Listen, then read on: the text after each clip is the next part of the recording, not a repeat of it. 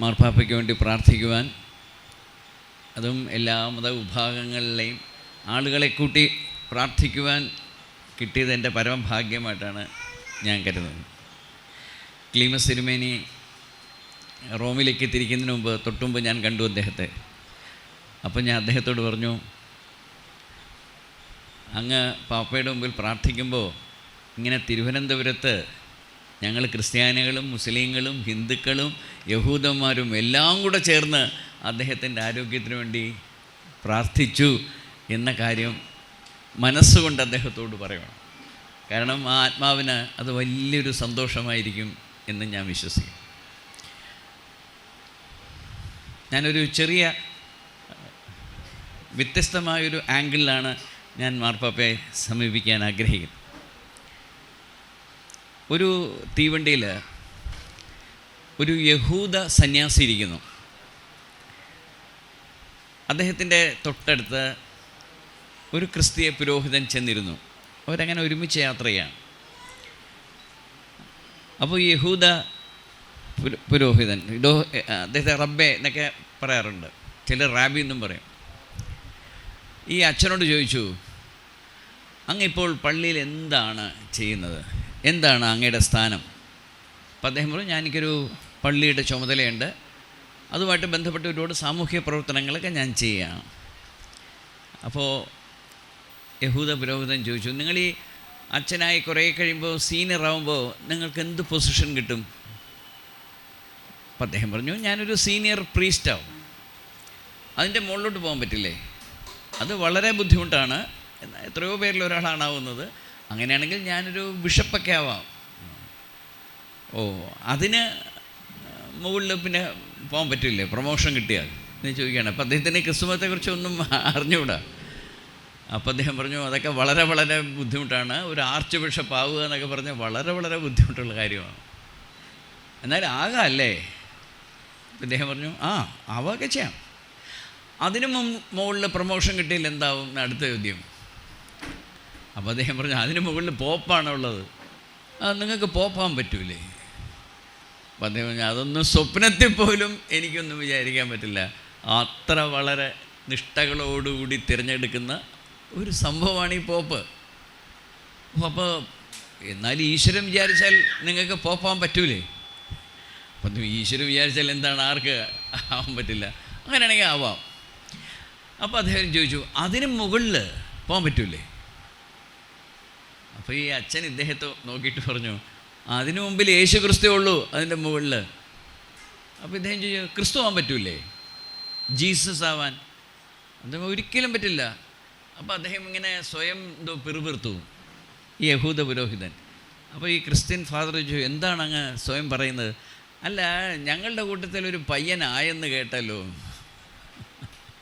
ഇത് ഒരു തമാശയാണെങ്കിലും അതിനകത്ത് വല്ലാത്തൊരർത്ഥമുണ്ട്. നമ്മളൊരു മതത്തിൻ്റെ പ്രതിനിധിയായി ഈശ്വരന് വേണ്ടി ജീവിക്കുന്നു, പ്രാർത്ഥനകളൊക്കെ ചെയ്യുന്നു, അതിൻ്റെ സാധന ചെയ്യുന്നു, അതുപോലെ അതിൻ്റെ വളർത്താൻ വേണ്ടിയുള്ള ശ്രമങ്ങളൊക്കെ ചെയ്യുമ്പോൾ അറിയാതെ ആ മതത്തിൻ്റെ കുപ്പായം നമ്മളെ വളരെ ചെറുതാക്കി കളയും. അതേത് മതത്തിൽപ്പെട്ടായാലും. ഞാനൊരു ഹിന്ദു സന്യാസിയാണ്. അപ്പം ഞാൻ പ്രതീക്ഷിക്കും ഹിന്ദുക്കൾ എന്നെ കാണുമ്പോൾ എണീറ്റ് തൊഴണം, എൻ്റെ പാദങ്ങളിൽ നമസ്കരിക്കണം, ഞാനിങ്ങനെ അനുഗ്രഹിച്ച കാര്യങ്ങൾ നടക്കും. ഇന്നലെ പാലക്കാട് ആശ്രമത്തിൽ ഞാൻ അമ്പലത്തിൽ നിൽക്കുമ്പോൾ ഒരു ചെറുപ്പക്കാരൻ എന്നോട് പറഞ്ഞു, സ്വാമി 38 വയസ്സായി, ഇതുവരെ കല്യാണം നടന്നിട്ടില്ല, ഒന്ന് പ്രാർത്ഥിക്കണം. അപ്പം ഞാൻ പറഞ്ഞു, എനിക്ക് 68 വയസ്സായി, എൻ്റെ ഇതുവരെ നടന്നിട്ടില്ല, പിന്നെ എങ്ങനെയാണെന്ന് ഞാൻ നിങ്ങൾക്ക് വേണ്ടി പ്രാർത്ഥിക്കുന്നത്. അപ്പോൾ എന്തോ ഒരു പ്രത്യേകത ഉള്ള ആളാണ് ഞാനെന്ന് തീർച്ചയായിട്ടും ഈ ആധ്യാത്മിക ജീവിതത്തിൽ വരുന്നവർക്ക് തോന്നിപ്പോകും. എൻ്റെ ഗുരുവിൻ്റെ ഗുരു പറഞ്ഞു, കാവി കളയണമെടോ.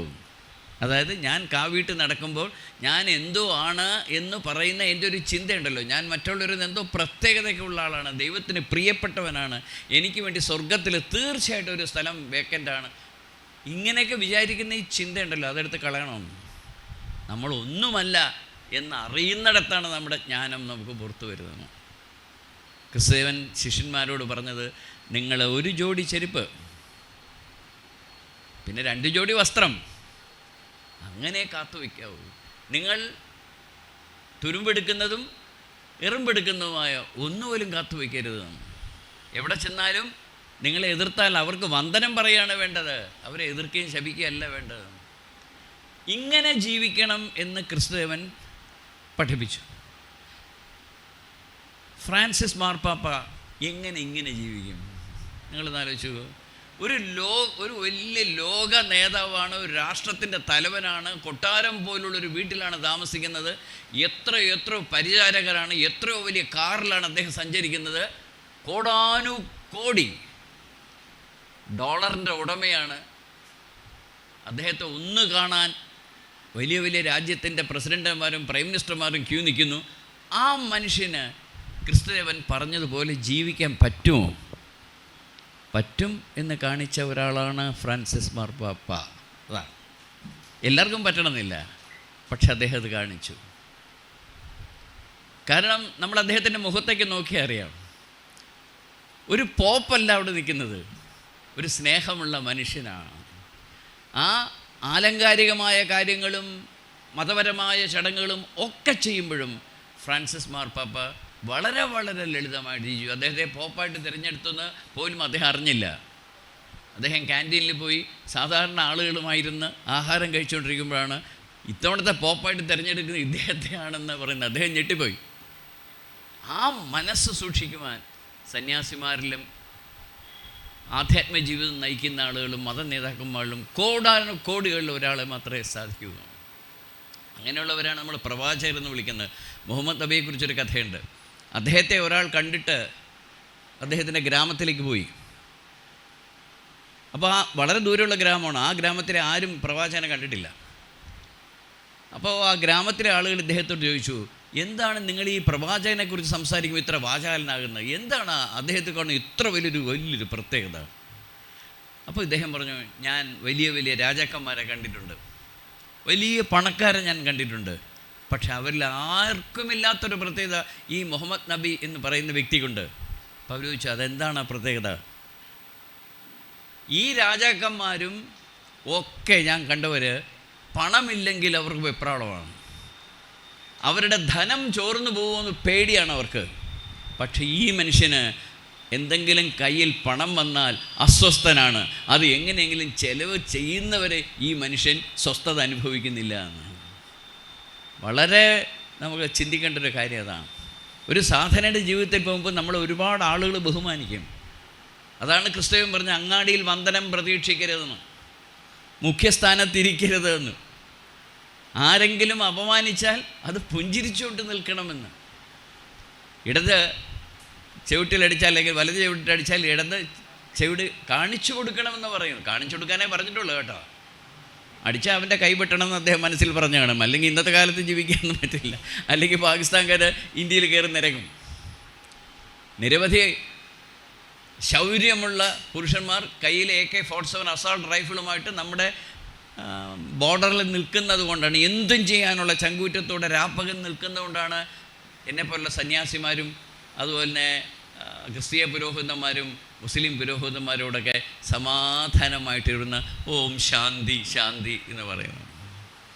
അവരങ്ങനെ നിന്നില്ലെങ്കിൽ തീർച്ചയാണ് ഒരു ശാന്തിയും ഒരിടത്തും എത്താൻ പോകില്ല. അപ്പോൾ ഒരു ആധ്യാത്മിക ജീവിതത്തിൽ വരുന്ന വ്യക്തി ഫേസ് ചെയ്യുന്ന ഏറ്റവും വലിയൊരു പ്രോബ്ലം ഇതാണ്. മറ്റുള്ളവരുടെ മുമ്പിൽ നിൽക്കേണ്ടി വരുന്നു എന്തോന്നുമായിട്ട്. അതേസമയം നമ്മുടെ ഇഷ്ടദേവതയുടെ മുന്നിൽ നിൽക്കുമ്പോൾ നമുക്കൊരു കാര്യം മനസ്സിലാക്കുന്നു, നമ്മൾ ഒന്നുമല്ല എന്നാണ്. ഈ ഒരു രണ്ട് കാര്യങ്ങളും ഒരേ സമയം രാജാവായിട്ടും ഒരേ സമയം സന്യാസിയായിട്ടും ജീവിച്ചിരുന്ന അദ്ദേഹം കാലത്തിൻ്റെ മണൽപ്പരപ്പുകളിൽ തൻ്റെ കാലടിപ്പാടുകൾ പതിച്ചിട്ട് പോയതാണ്. അല്ലെങ്കിൽ ക്രിസ്ത്യാനികൾ മാത്രമേ സ്വർഗത്തിലേക്ക് പോകുള്ളൂ, മറ്റു മതത്തിലെ ആളുകൾക്കൊന്നും സ്വർഗത്തെത്താൻ പറ്റില്ലേ എന്ന് ചോദിച്ചപ്പോൾ അദ്ദേഹം പറഞ്ഞു, പണ്ടൊരു ഉത്തരം ഞാൻ ഇതുപോലെ കൊടുത്തിട്ടുണ്ട്. അത് ഒരു പത്രക്കാരൻ പറഞ്ഞു, ഞാൻ പണ്ടൊരു ഉത്തരം ഇതിന് കൊടുത്തിട്ടുണ്ട്. അപ്പോൾ അവർ ചോദിച്ചു, എന്താണത്? എനിക്കൊരു കാര്യം അറിയാം, യേശുക്രിസ്തു ക്രിസ്ത്യാനി അല്ല. അദ്ദേഹം ക്രിസ്ത്യാനി അല്ല എന്നാണ് എൻ്റെ അർത്ഥം. അദ്ദേഹം യഹൂദനാണ്. എന്നിട്ട് സ്വർഗത്തിൻ്റെ നായകൻ ക്രിസ്തുദേവനായി. അപ്പോൾ പിന്നെ മതങ്ങൾ എന്നൊക്കെ പറയുന്ന ഭൂമിയിൽ നമ്മൾ ആധ്യാത്മികത അവശേഷിപ്പിക്കാൻ വേണ്ടി മാത്രം ഉണ്ടായിരിക്കുന്ന സമ്പ്രദായങ്ങളാണ്. പഴങ്ങളെ പൊതിയുന്ന തൊലികൾ പോലെ. പക്ഷെ മനുഷ്യൻ ആ പഴമെന്തെന്നറിയാതെ തൊലിക്ക് വേണ്ടി അങ്ങോട്ടും ഇങ്ങോട്ടും അടികൂടുന്നതിലാണ് ഈ ലോകത്തിൻ്റെ പ്രശ്നങ്ങൾ മുഴുവൻ. അവിടെ സമാധാനത്തിൻ്റെ സന്ദേശകനായി ലോകത്തിനു മുമ്പും വിളക്കായി അദ്ദേഹം നിന്നു. എല്ലാത്തിനെക്കുറിച്ചും വ്യക്തമായൊരു കാഴ്ചപ്പാട് അദ്ദേഹത്തിനുണ്ടായിരുന്നു. അദ്ദേഹത്തിൻ്റെ ചില കാഴ്ചപ്പാടുകളെക്കുറിച്ച് എനിക്ക് ചില ഈ ബിഷപ്പുമാരോട് സംസാരിക്കുമ്പോൾ ഈ ബിഷപ്പുമാർ അത്ഭുതത്തോട് പറഞ്ഞിട്ടുണ്ട്, ഇദ്ദേഹം യഥാർത്ഥത്തിൽ ഒരു മതപണ്ഡിതനാണോ ഒരു വിപ്ലവകാരിയാണോ. അത്തരത്തിൽ എന്തിനെ ശ്രദ്ധിച്ചു? പ്രകൃതിയെ ശ്രദ്ധിച്ചു, മാനവരാശിയെ ശ്രദ്ധിച്ചു, ആണവായുധങ്ങളെ ശ്രദ്ധിച്ചു, സ്ത്രീ പുരുഷ വ്യത്യാസങ്ങളെക്കുറിച്ച് ശ്രദ്ധിച്ചു. എന്തിനെക്കുറിച്ചും വെറുതെ പ്രാർത്ഥനയിൽ മാത്രം മുഴുകിയിരിക്കാതെ ലോകത്തെ മുഴുവൻ സ്നേഹിച്ച ഒരു മനുഷ്യൻ കടന്നു പോകുമ്പോൾ നമ്മൾ ദുഃഖിക്കരുത്. കാരണം നമ്മൾ ജീവിച്ചിരിക്കുന്ന കാലഘട്ടത്തിൽ തന്നെ ഈ ഇതിഹാസത്തെ നമുക്ക് കാണുവാൻ കഴിഞ്ഞു എന്ന് പറയുന്നത്. അപ്പോൾ എന്ത് സമ്പത്തുണ്ടായിട്ടും എന്ത് അധികാരങ്ങളുണ്ടായിട്ടും അതിൻ്റെ നടുക്ക് നിന്നിട്ടും ഒരു സാധാരണക്കാരനവർ അദ്ദേഹത്തെ മറവ് ചെയ്തു പോലും ഒരു സാധാരണ രീതിയിലാണ്. അത് മതി എനിക്ക്. ഞാൻ എപ്പോഴും ക്രിസ്തുദേവൻ്റെ ശിഷ്യൻ മാത്രമാണ്. ക്രിസ്തുദേവനോട് അദ്ദേഹം തന്നെ ഒരിക്കൽ ശിഷ്യന്മാരോട് പറഞ്ഞു, നിങ്ങളുടെ കൂട്ടത്തിൽ ആരെങ്കിലും ഈ കൂട്ടത്തിൻ്റെ ലീഡറാവണം, അല്ലേ, ക്യാപ്റ്റൻ ആവണം. അതാണല്ലോ എല്ലാവരുടെയും ആഗ്രഹം. അങ്ങനെ ക്യാപ്റ്റൻ ആവാൻ ആരെങ്കിലും ആഗ്രഹിക്കുന്നുവെങ്കിൽ നിങ്ങൾ മറ്റുള്ളവരുടെ ഭൃത്യനായി മാറൂ. അപ്പം അങ്ങനെയുള്ള ഒരാൾ ഈ ലോകത്തു നിന്ന് കടന്നു പോകുമ്പോൾ ഇനി വരാൻ പോകുന്ന എത്രയോ ക്രിസ്തീയ പുരോഹിതന്മാർക്കും അങ്ങനെയുള്ളവർക്കും ഭക്തജനങ്ങൾക്കും അതൊരു മാതൃകയാണ്. ഈ മനുഷ്യനിരുന്ന സിംഹാസനം കൊണ്ടല്ല, ആ മനുഷ്യൻ്റെ ഹൃദയം കൊണ്ട് അദ്ദേഹത്തിൻ്റെ മുന്നിൽ നിന്ന ലോകത്തെ മുഴുവൻ അദ്ദേഹം കീഴടക്കി നമ്മുടെ മുന്നിൽ നിന്ന് കടന്നുപോയി. കാലത്തിൻ്റെ മണൽപ്പരപ്പിൽ അദ്ദേഹം കാലടിപ്പാടുകൾ പതിച്ചിട്ട് പോകുമ്പോൾ, കാലത്തിൻ്റെ കവിൾത്തടത്തിൽ വീണൊരു കണ്ണീരായി മാറുമ്പോൾ നമ്മുടെ ഹൃദയം മതങ്ങൾക്കും ജാതിക്കും പുസ്തകങ്ങൾക്കും വിശ്വാസങ്ങൾക്കും ഒക്കെ അപ്പുറം നിന്നുകൊണ്ട് അദ്ദേഹത്തിൻ്റെ മുന്നിൽ പ്രണമിച്ചു പോകുന്നു. ഞാനും എൻ്റെ പ്രണാമങ്ങൾ അർപ്പിക്കുന്നു. നമസ്കാരം.